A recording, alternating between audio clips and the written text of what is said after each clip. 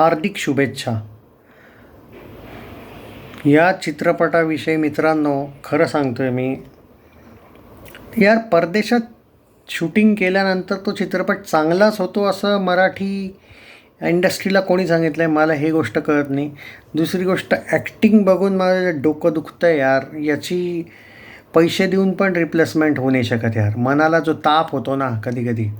आणि मोठमोठाले तुम्ही ॲक्टर ॲक्ट्रेसेस जेव्हा एखाद्या चित्रपटात बघतात तेव्हा एक्सपेक्टेशन तुमच्याकडून काय असते?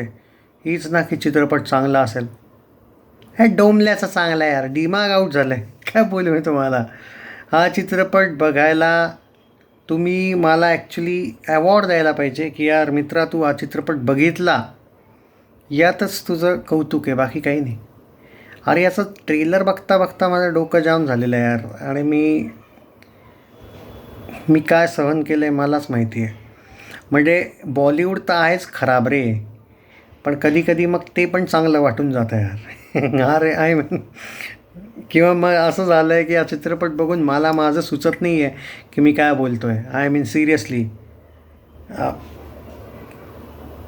म्हणजे मी हा पण विचार करतो आहे की मी कोणता टॉपिक आहे का एखादा चांगला की मी तुम्हाला यातून पण आठवायचं बघतो आहे की हां यार चला ठीक आहे ना कुठे तर हां locations shooting definitely production value जबरदस्त आहे. पैसा खर्च केला यात वाद नाही यार.